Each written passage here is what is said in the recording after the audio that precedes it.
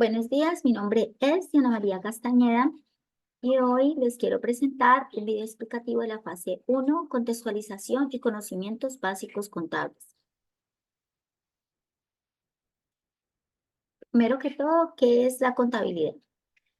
La contabilidad es la disciplina que se encarga de estudiar, mediar, analizar y registrar la información en torno a decisiones económicas de un proyecto o empresa.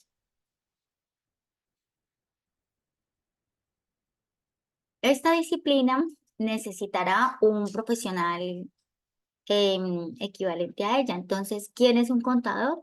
Un contador es el profesional encargado de la contabilidad de la empresa o proyecto con la capacitación y habilidades adecuadas para estudiar, mediar y registrar la información económica para la toma de decisiones. En resumidas cuentas, una de las principales funciones de la contabilidad, además de llevar un orden económico y un registro, la importancia de la contabilidad recae en la toma de decisiones, por lo que el rol del contador es muy necesario para el proceso contable, que se inicia en 4 pasos. El primero será la captación de los hechos económicos. ¿Esto qué significa? Estos son los soportes o documentos que avalan un hecho económico transcurrido, o sea, lo que pueden ser recibos de caja, tickets, extractos bancarios, todo ese tipo de soportes que son los que avalan un hecho económico. En el segundo nivel encontraremos el análisis y la valoración. Ahí está el talento humano, que significa la habilidad del contador para analizar este hecho económico y sus repercusiones en la empresa. En el tercer nivel encontraremos el registro de los hechos económicos. Aquí es donde está la tenencia de los libros. La tenencia de los libros se hace a partir del principio de la contabilidad, que es el concepto de la partida doble, en donde decimos que no puede haber un deudor sin un acreedor, que para poder llevarlo se necesita hacer asientos contables, de los cuales podemos decir que tienen varios elementos: la fecha del hecho económico, el, el nombre de las cuentas, el saldo que sea débito y crédito y una breve descripción de esas cuentas económicas. Estos asientos contables pueden ser simples, y simple significa que llevan solo dos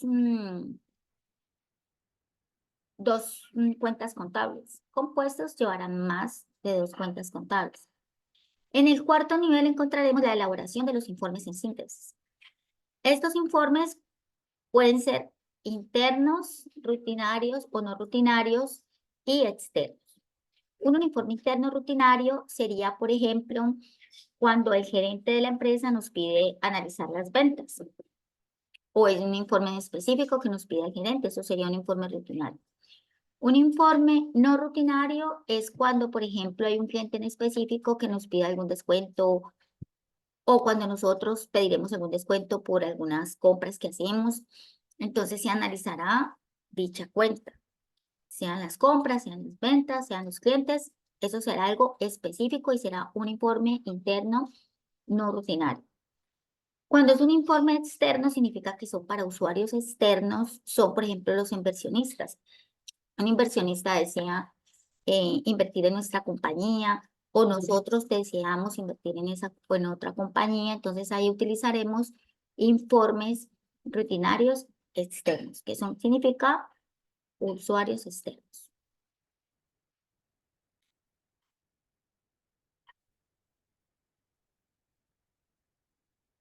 Como ya habíamos dicho, la importancia de la contabilidad, una de las más importantes es la toma de decisiones.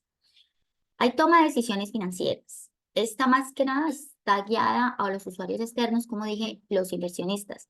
Por ejemplo, debo pedir prestado, cuánto, qué entidad financiera me convence más, qué capacidad de endeudamiento tiene nuestra empresa.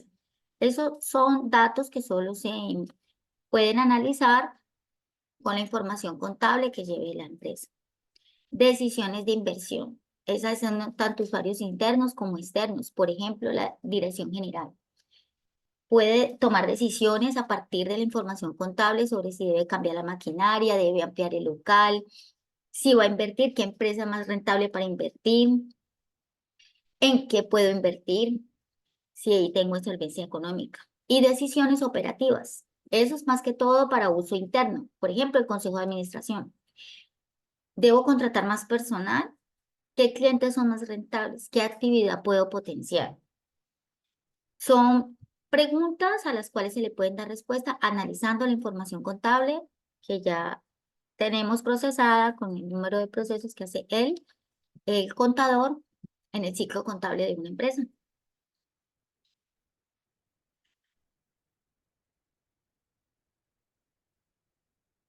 Como ya habíamos dicho, los asientos contables son los registros que se hacen en unas cuentas determinadas. Y como ya habíamos hablado de los informes se hacen a partir del análisis de esas cuentas.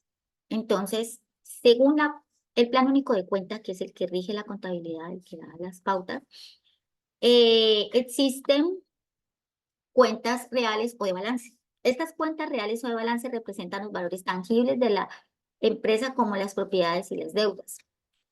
Estas cuentas de balance reales están conformadas por el grupo 1, que son los activos, el grupo 2, que son los pasivos, y el grupo 3, que es el patrimonio. En el grupo 1 encontramos los activos, que significa que son los recursos que están en posición de la empresa. Estos son de sucesos pasados y de los cuales se esperan recibir beneficios futuros. No necesariamente la empresa tiene que ser propietaria, simplemente con que estén bajo la custodia de la empresa y de los cuales se pueda recibir un beneficio futuro. Pero como dije, son provenientes de acontecimientos pasados. Ejemplos de activos son la caja general, los bancos, las inversiones, las propiedades, plantas y equipo, documentos comerciales. Esos son ejemplos de activos de la empresa. En el grupo 2 tenemos los pasivos. Los pasivos, según el PCU, son todas las obligaciones financieras que tiene la empresa. ¿Qué son las obligaciones financieras? Son dineros que la empresa tiene que desembolsar en un tiempo futuro. Va a determinar un decremento de los activos de la empresa porque se van a tener que pagar. En este grupo encontraremos todas las obligaciones por pagar, clientes por pagar, impuestos por pagar, todas las deudas, obligaciones financieras que tengamos. En el patrimonio, que es el grupo 3, el patrimonio es un residuo entre los activos de la empresa y los pasivos de la empresa. Allí estará la ecuación patrimonial, que significan activos menos pasivos igual al patrimonio. El patrimonio es lo que la empresa posee en el momento. Un ejemplo es el capital social, que viene siendo el aporte del dueño de la empresa. O el superávit significa como las ganancias y pérdidas que tenga la empresa. Estas serían los tres grandes grupos de las cuentas reales o de balance, que significan uno de los informes que realizaría el contador.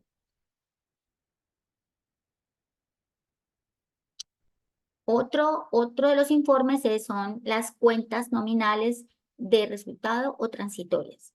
Se llaman así porque van a conocer las utilidades o pérdidas al final del ejercicio contable. Son transitorias porque al finalizar el periodo contable se cancelan. En este grupo encontraremos los ingresos, los gastos, los costos. En el grupo 4 están los ingresos. Los ingresos son todos los beneficios que recibe la empresa producto de su actividad comercial. Ahí se encuentran ingresos por las actividades comerciales e ingresos ingresos no operacionales, que significan por otras actividades. ¿Qué son los gastos? Los gastos son los rublos a los que la empresa tiene que cancelar para poder generar esos ingresos.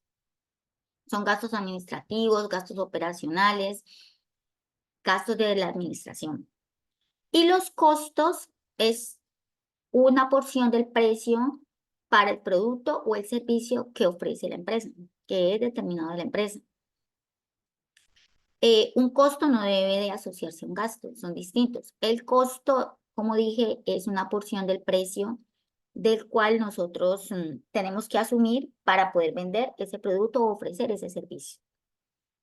En síntesis, el rol del contador muy importante para el análisis de todas estas cuentas y como dije, la importancia de la contabilidad en la toma de decisiones es fundamental. Para ello requiere un orden, una habilidad y que esta información sea clara, veraz, transparente, que sea oportuna, que sea dinámica para todos, tanto usuarios internos como usuarios externos. Les agradezco mucho su atención. Muchas gracias.